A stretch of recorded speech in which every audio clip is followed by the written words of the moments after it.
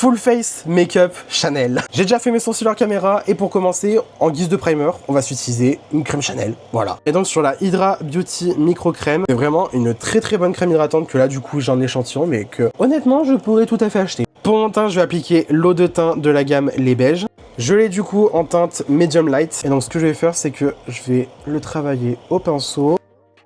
Ce que j'adore moi avec ce produit, c'est que on est vraiment sur une formule très légère, très douce sur la peau. On est sur des pigments encapsulés dans la formule. C'est un petit peu le même principe qu'une CC crème. Ça unifie très bien. Puis voilà quoi, on dirait vraiment juste ma peau mais en mieux. Pour mon bronzer, toujours de la gamme Les Beiges, je vais utiliser le bronzer crème en teinte Soleil Tan Light Bronze. Et donc je vais prendre ça avec un pinceau pour le bronzer crème. Et je vais appliquer ça là où j'irai mettre mon bronzer habituellement. Ensuite, toujours de la gamme Les Beiges, je vais utiliser l'eau de blush. Du coup, je l'ai en teinte Intense Coral. Et là, donc, on est sur le même principe que l'eau de teint. On a des pigments encapsulés dans la formule. Et honnêtement, c'est très bien pigmenté. Ensuite, en guise d'anti-cerne, je vais utiliser toujours de la gamme Les Beiges, le touche de teint. On est un peu sur le même style de formule que le Water Tint, mais on est sur quelque chose de bien plus pigmenté, donc on peut carrément l'utiliser en anti-cerne.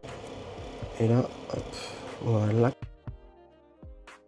Et donc moi je l'applique en teinte B20. Ensuite pour poudrer mon teint je vais utiliser la poudre universelle libre. Et moi du coup je l'ai en teinte 20. Je trouve qu'elle a un bon effet lissant sur le visage. Et qui plus est on part sur une contenance de 30 grammes. Ce qui est énorme pour une poudre libre. Et donc je vais l'utiliser sur mon dessous d'œil. Et du coup je vais l'utiliser aussi sur le reste de mon teint pour venir poudrer le reste de mon teint. Donc là je vais enlever l'excédent de poudre avec un pinceau. Vu que j'ai envie de remettre du blush, je vais utiliser ma palette de blush toujours de chez Chanel. Du coup moi j'utilise cette teinte de palette Chanel mais elle a été arrêtée, c'était une édition limitée. Donc je pense que pour intensifier le blush, je vais utiliser cette teinte là. Pour mon highlighter, je vais utiliser cette teinte. Pour les yeux, on va continuer d'utiliser la palette. Je vais utiliser ce fard là et je vais m'en servir pour creuser vraiment mon creux de paupière.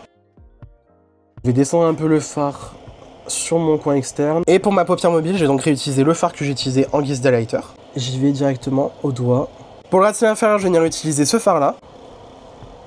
Je vais un petit peu le ramener aussi sur la paupière supérieure comme si ça faisait une sorte de liner. Personnellement, j'ai pas de mascara ni de crayon Chanel, donc je vais faire ça hors caméra et je reviens juste après. Pour les lèvres, je vais utiliser du coup les crayons à lèvres de chez Chanel. Moi, j'ai la teinte 162 Nude Brun. Ils sont phénoménaux ces crayons-là. Ils ont vraiment une tenue de dingue. Pour mon rouge à lèvres, je vais utiliser le rouge à lèvres en teinte 206 Illusion. Et si ça, c'est pas un combo de dingue. Et du coup, voilà pour mon full face Chanel. Honnêtement, les produits, ils valent un certain prix, mais je suis désolé quand tu vois la full face que ça te donne à la fin. Tu peux que avoir envie de consommer.